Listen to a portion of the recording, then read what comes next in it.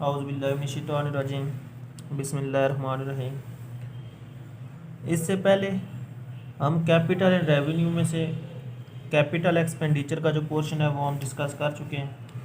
आज हम बात करते हैं जी रेवेन्यू एक्सपेंडिचर पे। रेवेन्यू एक्सपेंडिचर तमाम के तमाम ऐसे एक्सपेंडिचर रेवेन्यू एक्सपेंडिचर में शामिल होते हैं जिनका फ़ायदा एक साल से कम अरसे के लिए होता है, यानी कि ऐसे एक्सपेंडिचर जिनका फ़ायदा with in 1 accounting year,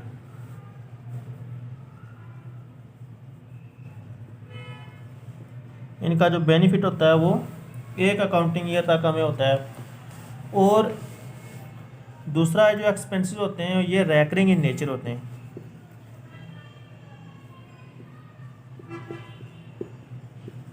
recurring in nature से मुराद ये होती है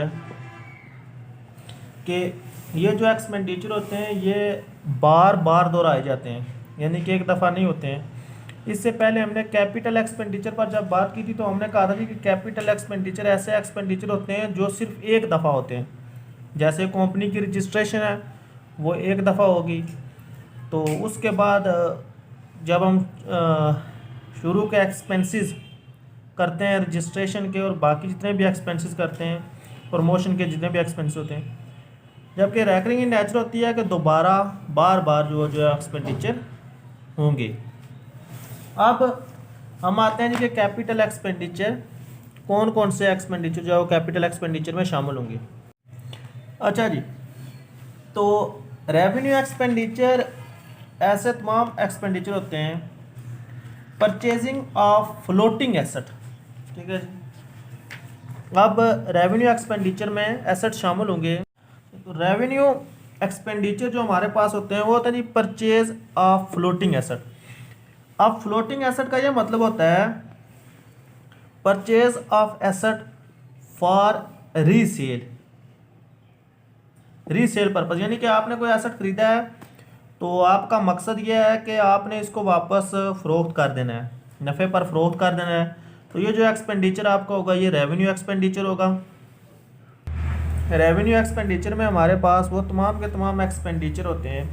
expenditure incurred by maintaining fix asset in proper working order. Proper working order ये होता है कि ऐसा कोई भी एसेट जो हमने ख़रीदा है बिज़नेस में इस्तेमाल करने के लिए, तो अब जाहिर सी बात है कि उसकी कुछ रिक्वायरमेंट्स हमारे पास होती हैं। जैसे हमारे पास अगर मशीनरी है तो इसके लिए जाहिर सी बात है कि रिपेयरिंग की ज़रूरत है, ऑयल की ज़रूरत है, बाकी जितने भी एक्सपेंडिचर होंगे जो उसको चलाने के लिए लाजमी है, ये सारे के सारे हमारे पास रेवेन्यू एक्सपेंडिचर होंगे। उसके अलावा हमारे पास जो बिल्डिंग है अगर तो उसकी रिपेयरिंग, फर्नीचर एंड फिटिंग, यानी कि जितनी भी चीज़ें हैं जो एसेट हमने ख़रीदे हुए हैं जिन पर हमने कैपिटल एक्सपेंडिचर किया हुआ है, अब उनको हमने चलाने के लिए, उनको प्रॉपर वर्किंग आर्डर में रखने के लिए जितने भी एक्सपेंडिचर हम करेंगे वो सारे के सारे एक्सपेंडिचर रेवेन्यू एक्सपेंडिचर होंगे हमारे पास। उसके बाद तीसरे नंबर पर जी expenditure incurred for meeting day to day expenses, यानी कि जो रोज़मर्रा के एक्सपेंसेस हमारे पास होते हैं। जैसे हमारे पास वेजेस हैं, उसके अलावा सैलरीज हैं, रेंट एंड रेट्स हैं, टैक्सेस है, स्टेशनरी है, पोस्टेज के हमारे पास एक्सपेंसेस हैं। ये सारे के सारे जो एक्सपेंसेस हैं ये हमारे पास होंगे जी रेवेन्यू एक्सपेंडिचर, यानी कि जो रोज़मर्रा के एक्सपेंडिचर हमारे पास होते हैं।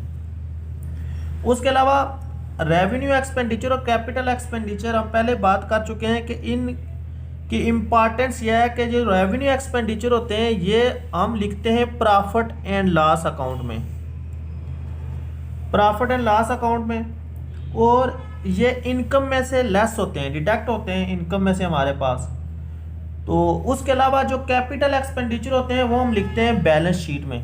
तो लिहाजा इनकी पहचान बहुत ज़रूरी है अगर हमने फाइनेंशियल स्टेटमेंट करेक्ट और एक्यूरेट बनानी है। तो अभी हम ये बुक पर कुछ लिस्ट है जी हमारे पास जो रेवेन्यू एक्सपेंडिचर हमारे पास होते हैं, तो यहीं से हम बात कर लेते हैं जी।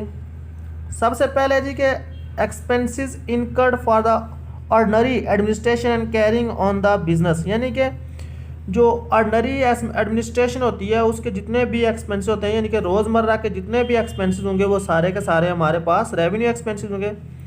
Expenses for repair, renewal and replacement of permanent asset, यानी कि हमारे पास जो एसेट हैं उनकी जो रिपेयर के लिए एक्सपेंसेस होंगे, जो उनको दोबारा से हम जो है वो रिपेयर कराएंगे, रीन्यूअल कराएंगे, अगर पेंट वगैरह करा के उनकी जो है वो रिपेयरिंग करा के, रिप्लेसमेंट ऑफ परमानेंट एसेट या परमानेंट एसेट को हम तब्दील करेंगे। Cost of goods for resale, यानी कि ऐसी चीज़ें जो हम वापस फरोख्त करने के लिए ख़रीदते हैं वो सारी की सारी हमारे पास रेवेन्यू होती हैं।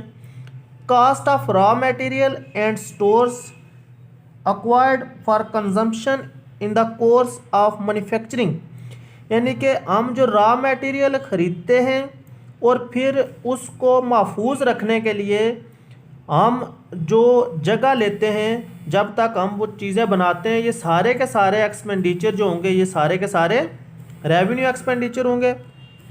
Wages paid for manufacture of products for sale, यानी कि जिन लोगों को हम मजदूरी देंगे कि उन्होंने अशिया को बनाना है तो ये सारे के सारे एक्सपेंसेस जो है वेजेस रेवेन्यू होंगे। Expenses for the manufacturing and distribution of finished products, यानी कि अशिया जो हमने बना ली हैं अब उन लोगों को हमने मजदूरी देनी है जो कि हमने उन अशिया को डिस्ट्रीब्यूट करेंगे।